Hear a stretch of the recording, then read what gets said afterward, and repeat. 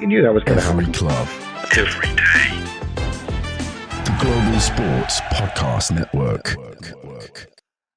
Hello and welcome to the Daily Newcastle podcast, and you have joined us today after Brighton Hove Albion have beaten Newcastle United to end the hopes of FA Cup glory in 2025, but they've also ended the hopes of the treble.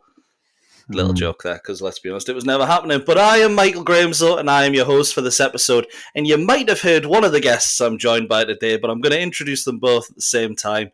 I'm joined by Kevin, Esther, and Iain Mackay. Gents, Hey, I'll start with you, Kev. How's it going? all good. It's been a mental week for me, but I mean, it's a bit disappointing. But yeah, you know me, I'm way too positive to be a Newcastle fan. But yeah, I'll get to that in a second. Yeah, Mr. Positivity on your side, Mr. Negativity on mine, but the man that balances us out is Iain. How's it going, Iain? You doing well?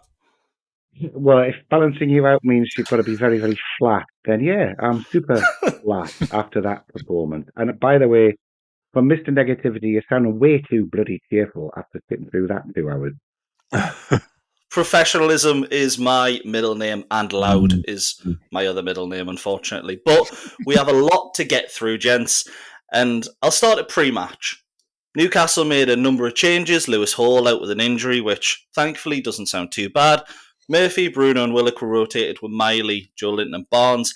I had about 10 questions I wanted to ask, but as it's got no extra time, can't really do the normal format, so I'll start with the situation in goal. Martin Dubravka came in for Newcastle today. I think he had a good game, despite a little bit of a distribution problem for the second goal. He's potentially at fault. My question is, do you think Eddie Howe is beginning to question who his number one might actually be? Because it was another poor performance by Nick Pope in midweek. Dubravka had a decent game today, made some saves that I wasn't expecting him to be honest. The one, I believe it's extra time from the free, might be a free kick or a long shot, low down, can't remember. Pope's really lacking sharpness. Are we going to see a battle for that spot in the coming weeks, do you think, Kev? Do you think we're going to see more rotation, or do you think it's just Nick Pope straight back in? I think Pope's number one, but Dubravka got the game because it's a cup game. Maybe, I don't know. Like obviously, cup keepers we have now. Teams have cup keepers, don't we? And Dubravka wasn't that for 100%. A long time. But I think with Pope coming in to the league game, I think he'll stick with him. I don't think he dropped Pope today. I think he rotated the goalkeepers because it was an FA Cup game. And I think the nice thing about it is he's got two he trusts. But we could both, well, not Dubravka as much. I'm not going to be too harsh on him. The second goal we'll get into later on. But I think in a minute, Dubravka is in better form. I think that's undeniable. And Dubravka does look sharp. He made some brilliant saves today, to be fair to him. So I actually think, personally, Dubravka would be number one on form.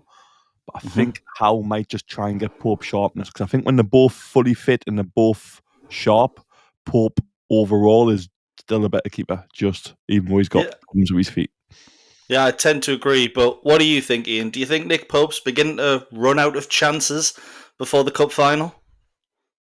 Well, I agree with what Kev said. I think it was in the FA Cup, so he could rotate the goalkeepers, also not fall out completely with Dubravka because he just missed one game.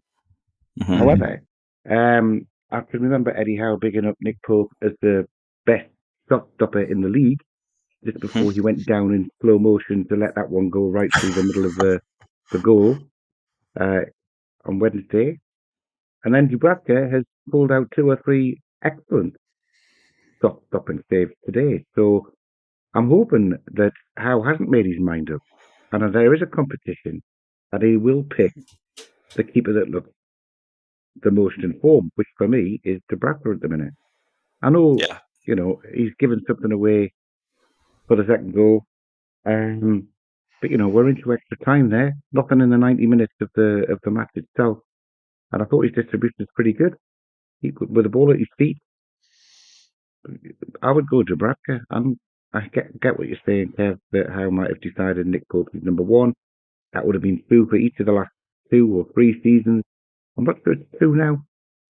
Pope's not looked as good, even when he's been back. He hasn't returned from injury the same player, has he? And I agree. I think my personal choice right now would be Dubravka. I just think Pope's been number one for 3 years, pretty much. I think when it comes to a final, he probably trusts Pope slightly more, I think. Yeah, you may well be right. It's a very interesting situation because in most situations going into a cup final, your best players at 70% are often better than their backups at 100. But it doesn't even seem like Nick Pope's at that level right now, unfortunately. And Dubravka showed today that, there is those chances of making top saves against the likes of Salah, etc. Obviously, that kind of quality wasn't there today, but it was still a very good team. And I don't know if it's Pope's rushed himself to get back, he's lacking the confidence, or maybe, there's still just a little something there that he's feeling. But we need to figure it out before we get to the cup final with 100%. But moving into the first half, it was a very nervy start of the game, I would say. Neither side really had the ascendancy when you take the 20 minutes or whatever it was before the goal as a whole. But Newcastle were the side that had that big chance early on from Alexander Isak. Iain, what did you make of the start? Were you happy with it? I was a bit nervous myself when they kicked off with Tino in left back, no Lewis Hall. Because Brighton have, with Matoma and Minter, fantastic wingers. You want your fullbacks to be really, really on it. And I thought Livramento acquitted himself really, really well in that first part of that game. It was always going to be super close, always, and it was throughout that game. I did think when we made the breakthrough that would just get on over the head, and we'd push on from that and be able to maintain that. But it's after we score really that I'm start scratching my head and wondering what the hell is going on. There was a little bit of nervousness, but it's natural, isn't it? Fifth round of the big cup game. One more win after this to get through to Wembley. Yeah. I thought they did all right. What do you think, Kev? Do you think it was a decent enough start to the game, or were you maybe expecting a little bit more? Probably expecting a little bit more with us being at home and it being an FA Cup game and all that jazz, which has followed the cup. We've got a cup fever this year, haven't we, with the League Cup and the thought of getting to the FA Cup final as well. Maybe I expected a little bit more, but I thought Brighton did really well, to be fair. You look at, we did try and press, but we were very good at beating that first initial press, going backwards with the free man where the passing lane was cut off maybe from Isak, going back to that person, and then being able to play from there, whether that be through the midfield or whether that be out wide or whether that's just over the top. Brighton were actually really versatile today. We do deserve a lot of credit for that, but I did expect a little bit more from us.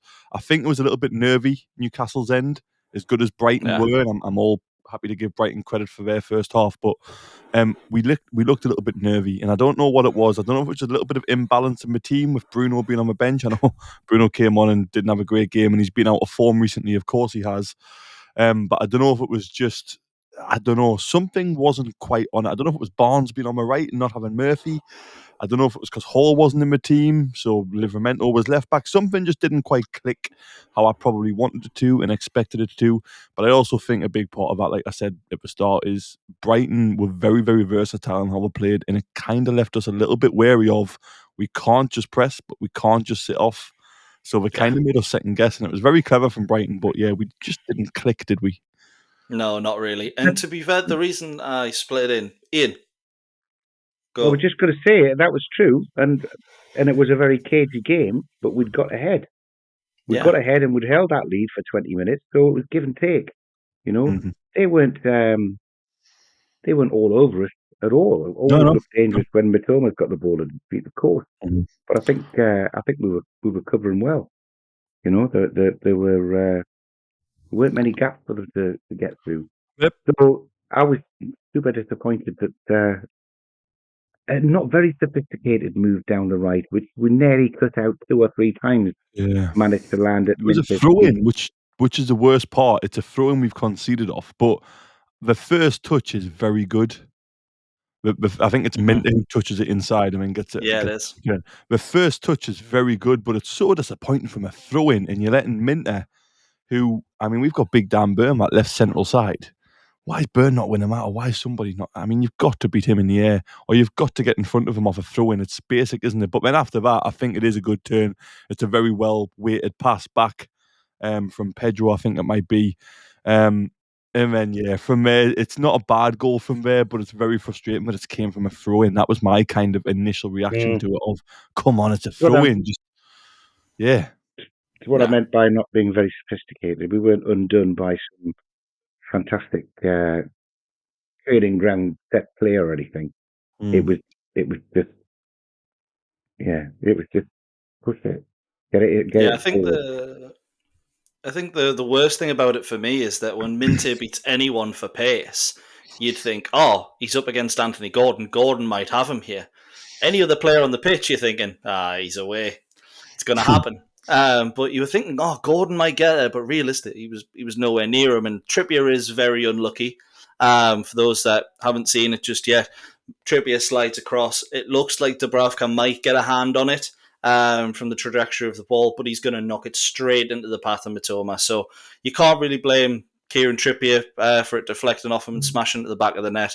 Yeah. It kind of did turn into the Yankuba Minte show towards the end of the second half. Obviously, he's at fault for our penalty, which I thought was really good work from the returning Joe Linton and Livramento, who usually I'm his biggest critic, but I thought for the first 70 minutes of the game, I thought he was excellent. But again, as you mentioned, we were quite comfortable up until that goal. But at the same time, we weren't dominating. Do we think 1-1 was a fair score going into half-time? Obviously, two teams scored one goal, so ultimately it is. But off the balance of play, would you say it was about right? What do you think, Iain? It probably was about right. It was close. All the way through, it was close. However, with the home team, we've gone ahead, 52,000 in the ground. They had started getting a little bit involved. And we'd seen it through to, a minute or 2 minutes before half-time. Yeah, so I was disappointed to concede so close to half-time and such a soft goal as well, really. I mean, I know there was some good interplay on it, but like I say, it's not really a high-risk area, throwing it in on the halfway line. So, yeah, I mean, it was probably fair, but I would have much preferred, obviously, had we done what we would normally do at home and gone in at 1-0. Yeah, I completely agree. What do you think, Kev? Was 1-1 fair result at half-time?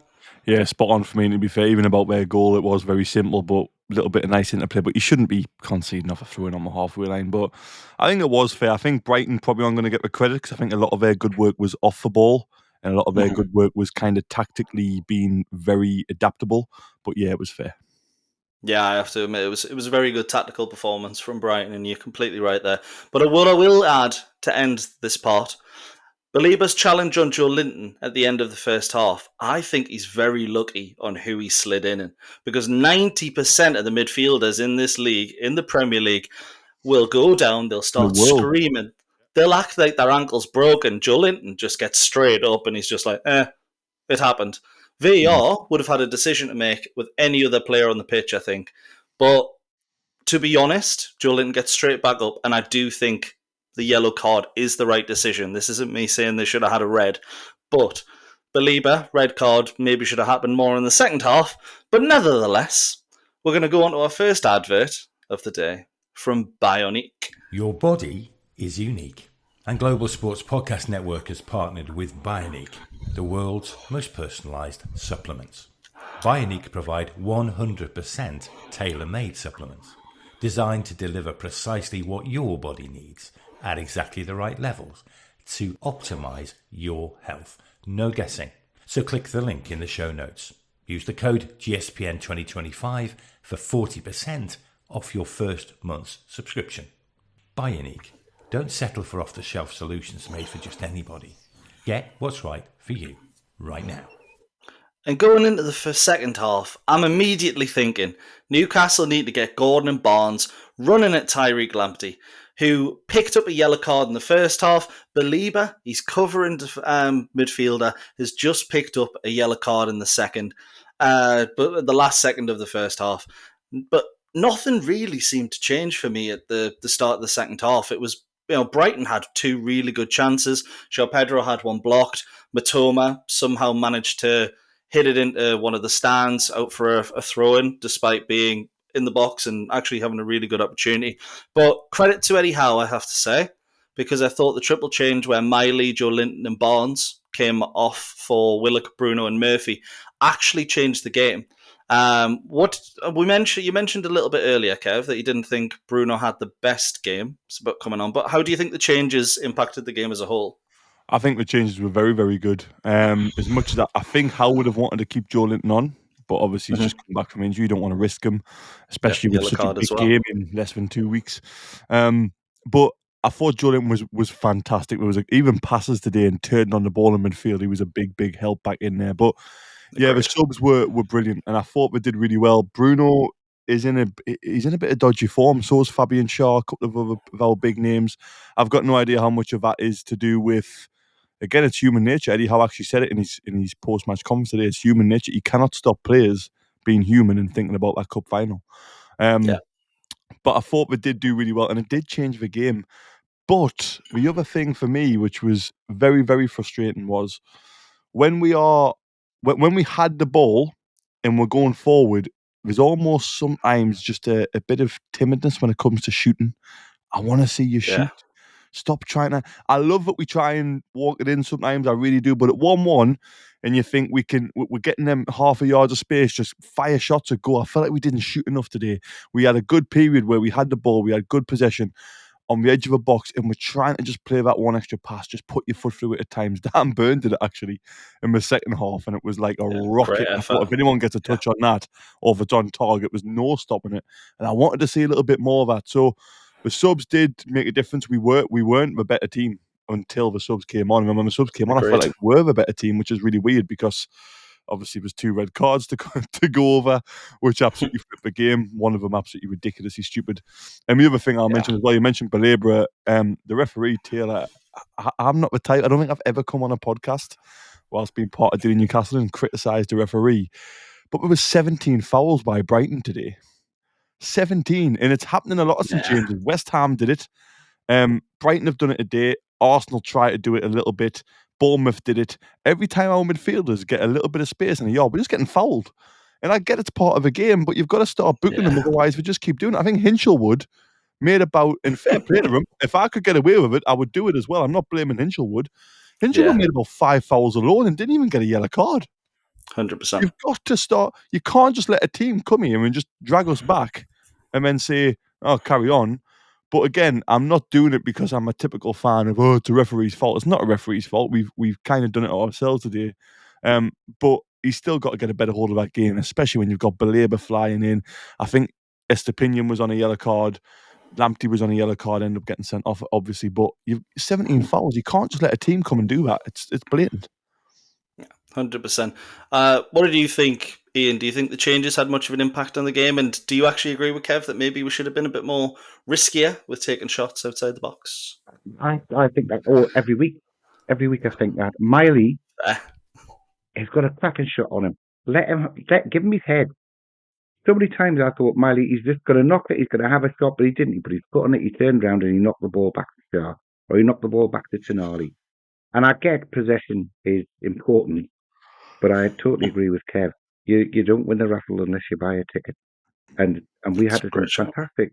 I think Miley doesn't shoot. I think Livramento doesn't shoot. Not just because he misses the ball, which was one of the ones in the second half. Yep. But they get some fantastic positions and they won't pull the trigger. Lewis Hall's the same when he's playing. I remember him doing it twice at Man United and in front of the Stretford end and scoring 2 really good goals by doing it. There's got to be, a bit more of it, I think. On the substitutions, I was really pleased to see Joe Linton start. I thought he had a really good game. I think he'd definitely be better next week. Now we've got that under his belt. I don't think we lost anything when Willock came on because I thought he played had a good game well himself as well. I like Miley in the first half. He's a little bit Ray Wilkins-y, though, he's holding the ball and he won't give it away, and it's sideways and it's backwards, and he's so much more than that. I want him to go forward. If he was the one who swapped with Bruno, I thought Bruno started slowly, and I guess that's the confidence of not having played very well in the last 2 games.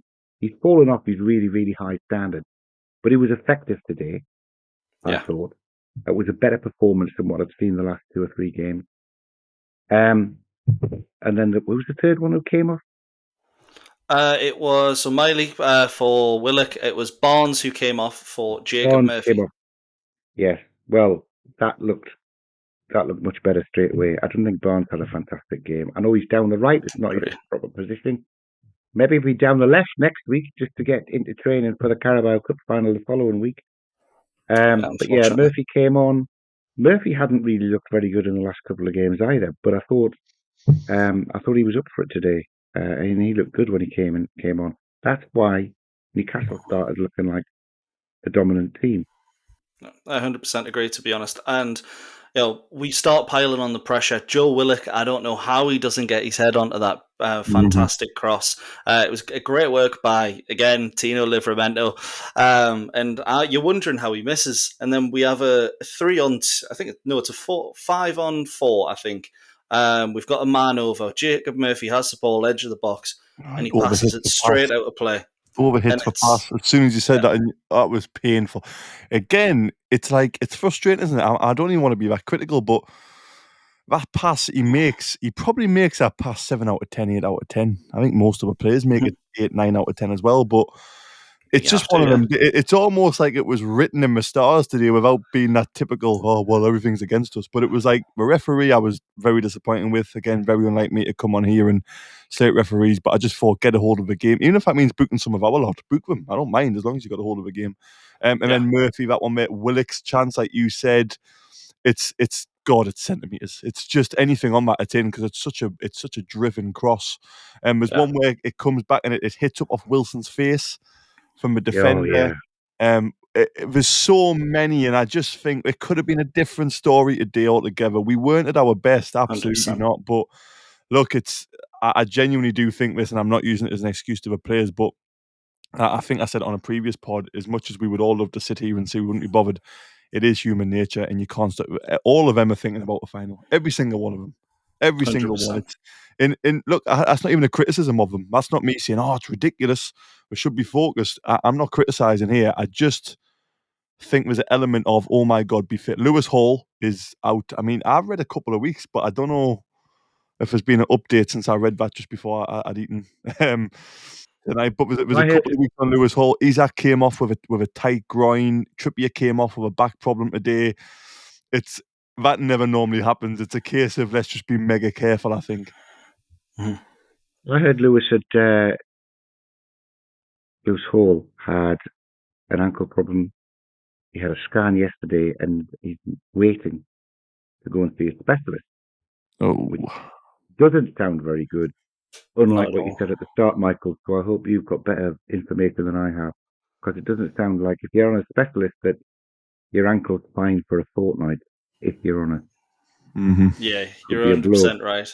We could well see, hopefully it won't come to this, but Matt Targett starting a final at left back for Newcastle United, and that's a change that comes to later. But I just want to mention, just before we end, Newcastle have control at this point. Brighton, actually, credit to Fabian Hurtler, he checks what the team's doing, and he sits there and he goes, right, clearly we're not playing very well since the substitutions. I'm going to take Minte off and I'm going to take Belieber off, and that's the point. That's a turning point of the game. One of them before something stupid happens. It was a very big turning point where I'm not happy. Yeah, yeah. But the first one for me is those two coming off, and Belieber, he had the proverbial orange card, should we say, at the end of the first half, and then in the centre of the pitch, Newcastle breaking.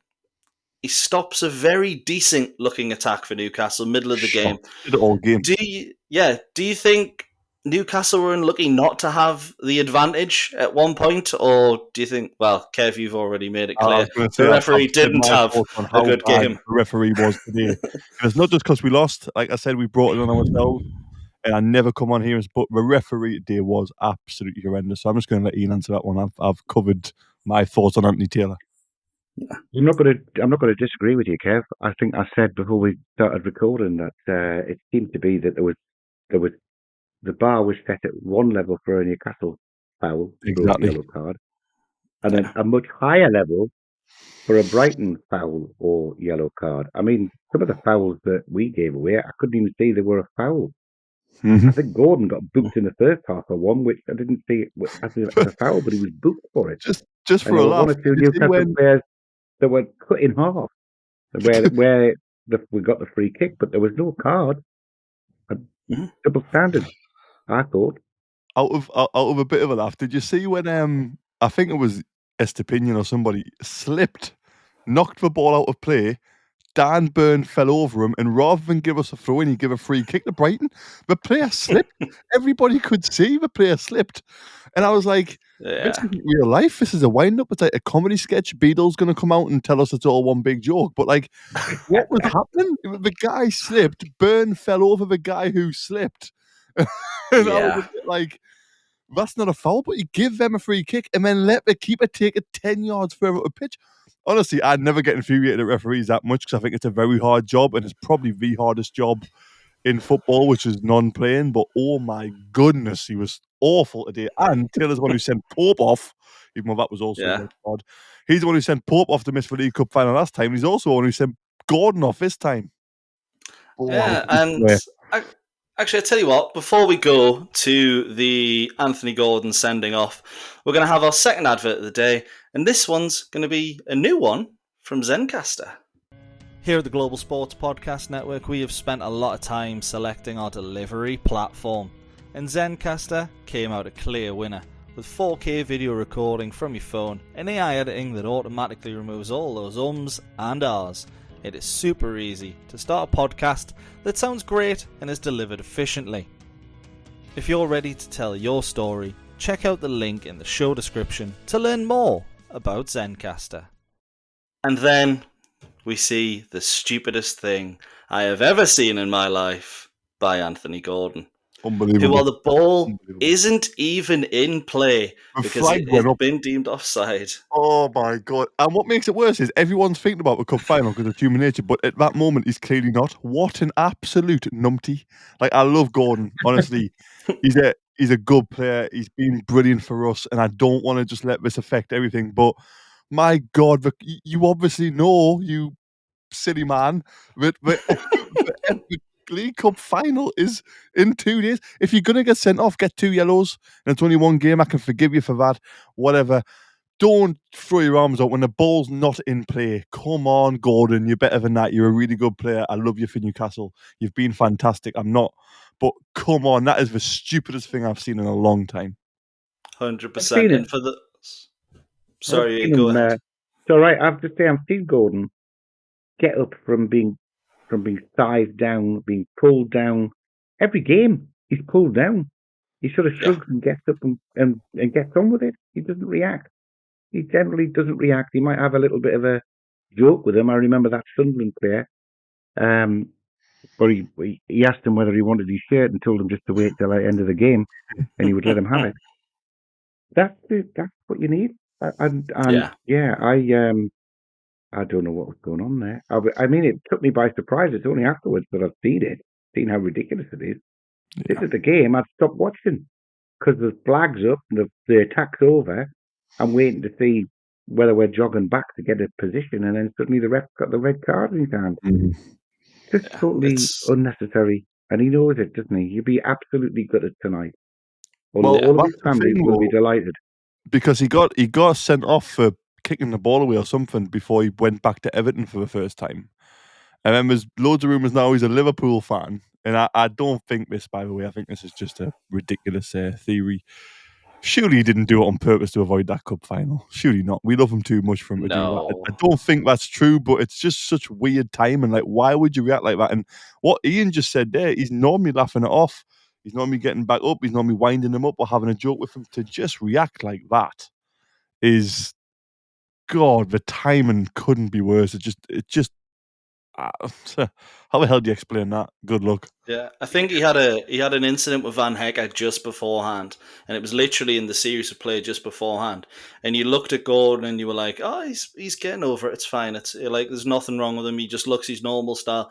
But Van Hecke has clearly got in his head because that Gordon's in there. He's trying to still tangle with Van Hecke when the ball's gone, and then Van Hecke's just a little bit stronger than him, shoves him out of the way. And for those that haven't watched the game or have lived under a rock for the last 2 days, which, to be fair, probably had a better time than those watching the game, Gordon puts his hands out, both hands straight at the back of Van Hecke's head, like he's given CPR to someone, 2 hands, strong. if it was in that case, the person would be alive. But Van Hecke, obviously, back of the head, you'd have problems. And it really is, it is an abysmal thing for Anthony Gordon to do. I think everyone's in agreement that it's a red card. I've seen so many people on Twitter, X, whatever you want to call it, saying, "Oh, we'll appeal it, and maybe it'll get overturned." That's not getting overturned. No, it's Harvey Barnes' time. Unfortunately. What is frustrating as well, you mentioned before that Joe Linton got straight back up. I mean, Van Hecke, I know he's going to make a meal of it. He wants him sent off. I mean, I've been pushed on the back of the head. Oh, God, I don't even want to finish our sentence with Iain. Iain right there. I've been pushed a lot, and you do go down, and you do get hurt.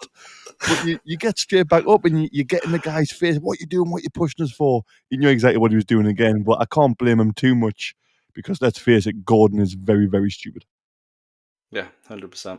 Anything extra to add on the red card, Iain, or you're happy for us to move swiftly on?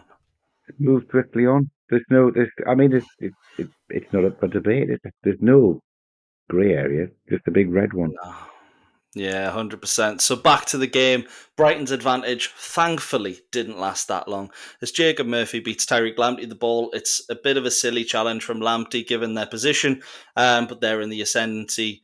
Blood's running high. You can see sort of why he does it. It's a bit of a soft one, but red, we're down to 10v10. Wins Newcastle the free kick, and you're thinking, what a could we? Could we do it? Delivery comes in, Fabian Shaw with one of the nicest volleys you will see from a free kick, and it's offside. How are you both feeling after that? Deflated? I hate you. Oh man, I was going mental because I thought 5 minutes earlier, well, it's got to go to extra time, and they're bound to pick it off with the extra man. Suddenly, it's level again. And then I'm right behind that, and it goes flying in. I mean, they line up to kick off. Brighton have gone and lined up to kick off. Yeah. The round before, when there was no VAR, we are through. If that happens in the fourth round. But 100%, unfortunately, there was these semi-automated offside. Let's flag it up. And you told us that he's sticking his nose is offside. Yeah, there's a bit of his face that's offside, unfortunately. If it's just the shoulder, I'd say, it's a harsh one, but unfortunately there is like a triangle of his face. Honestly, yeah. I'm not looking at it. I wasn't looking at it sideways on. I was looking at it from the back, and it just looked like a really good run and a fantastic volley in the net before the keeper's even thinking about moving for it. And yeah, we're going crazy because from being down and out 5 minutes earlier, we're through. Yeah, 100%. So, how deflating is that? That was the final change for the game for me. I'm not going to cry again. We'll leave that to Kev. Cry for me, Kev. Honestly, I mean, I get it's technically offside, right? But oh my God, do you just want to ruin the game altogether? Like, what a moment. And I know I'm a bias because it's Newcastle moment and blah, blah, blah. But oh my God, what a game that would have been. 2 red cards, last minute winner, through to the next round, everybody feeling positive. What a fantastic time. And VAR was like, oh, no, his forehead was offside. Get gone. It's absolutely, it's just, I just don't, like, we need to change the rules. If you're going to have VAR, have like clear daylight between a player or the furthest, like the last part of the striker's body and then the furthest part towards the goal of the defender's body. Measure off that or something so you give the benefit back to the attacker. Like, I just don't get what benefits from this other than technicalities. It's an absolute joke, and I've been saying this not just for the Newcastle game, by the way. Obviously, we talk about Newcastle here, so that's why I'm saying it now. But I've been saying this to anyone who will listen for ages. VAR kills a fan experience. Absolutely kills it. Yeah. You don't even know what's happening when it happens. I'm putting in group chats asking, has anyone got a picture of this? Because we showed it on the screen for about a second. The referee's mic didn't really work, but it probably sounded great on ITV or whatever the hell it was on. And I'm just sat there thinking, for a fan experience, we're paying money to come here. This is absolute crap. Like, I just don't get why you want to take moments out away from football. If he was miles offside, I get it. If he was clearly ahead, but a forehead, a third of a forehead is why he's offside. It's just, come on. The argument, if I can he's put offside forward for you, yeah, but Kev, it's just ridiculous. The justification is that he was offside, and it's a fact. Yeah, what Black happened to or white, advantage to the attacker? he's offside or he's onside, and Fabstar was offside. Now, We need to change the I rule. don't. If I we're going to think use semi-automated offsides or draw stupid lines, whatever we want to do to turn this sport into more of a farce than what it's become with people like Ben, Berrett and Diaz rolling around like numpties, if we want to just add to that, then do it. Go on technicalities, right? Have technicalities. Brilliant, well done. You've ruined the game. Give your advantage back to the attacker. Have a clear gap in between them, or measure with thick lines. And if the thick lines overlap, do it that way. Yes, I'm very bitter because that was an unbelievable moment, which has been taken away again by VAR. Thank you very much. We took one away the other week. Can't remember who it was against. I've wiped it from memory because it's embarrassing. But it's just, I hate VAR. I always have hated it. I don't want it there. Our referees are very incompetent. Our linesmen are incompetent. I get it. But at least when the decision's made, when you watch Championship football now, or even the FA Cup before this round, when you watch the game and the flag doesn't go up, you know you can celebrate, you have a good time. Flag goes up, you know you can't celebrate. It might be wrong and you're peed off about it, but nothing you can do, move on. This whole crap about foreheads being offside's a joke. Yeah, I agree with you. Right, I'm not pointing out that the I think it should be offside because either it is or it isn't offside. But that's why it's happening. But I agree entirely with you. It was such a good goal. There's not. I mean, do you think Brighton thought that Fabstar had any additional advantage by being where he was rather than an inch and a half further back? He didn't even score with his forehead. That's what makes it worse. Yeah. I think maybe, and I am very sorry to anyone listening that we've unearthed this can of worms. Yeah, but I think just one last thing on it. It probably should be based off the point of the player that is scored with. Mm-hmm. If someone's hitting it with their head and their head's not offside, then give it. If they hit it with their right foot's offside, then give it. Something like that.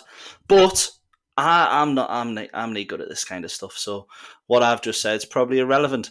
What isn't irrelevant is that it's 10v10, 1-1, going into extra time. Dubravka makes a great save, very quiet start. Van Hecker somehow doesn't get a yellow card for a rugby tackle. Yeah, the rugby's in Vegas, but apparently it's made a detour to Newcastle. We have some excellent chances in an extra time, the first half, but we just can't put the ball in the back of the net. And then the killer blow comes on 113 minutes as Danny Welbeck is played in Tino Livramento, who I have admitted has had a very good game, is so far out of position. I thought we were watching games under Steve Bruce again. But it's a brilliant finish from Danny Welbeck, the former Mackay, of course it is. Produces another excellent finish against us to give Brighton the win. What did you think about the goal? Is it Livramento, or do you think it's Dubravka's distribution just beforehand? Because he does give it straight back to Brighton from not a good position, but too many mistakes. Who would you say is at fault, Kev? Well, it's difficult. I think Tino is definitely got a bit to blame, but he's had a great game and he's knackered. You can see he's knackered before that moment. He's struggling to move. I don't know if we haven't got. I mean, Kraft's on the bench. Could you not have brought Kraft on potentially? I don't really want to blame management too much. He's obviously said he's fine. He's obviously said I'm okay to play here. But he didn't look right. He didn't look right. And I think you've got to then make a decision to say, look, you're not moving freely. You're looking at it anyway. There was a period before that Brighton were breaking and he couldn't get back. Yeah. Tonali had to come across and cover for him. I thought he was coming off because he'd got front on an attack, and I thought it was him that was coming off when it was Trippier that was coming off. It turned out that Trippier had a back injury, so Trippier hurt his back. When I saw Target coming on, I thought it was straight swap, but he was coming on for Livramento because Livramento had got crunch that early in the second half. So play another half an hour after that to get to where he is now.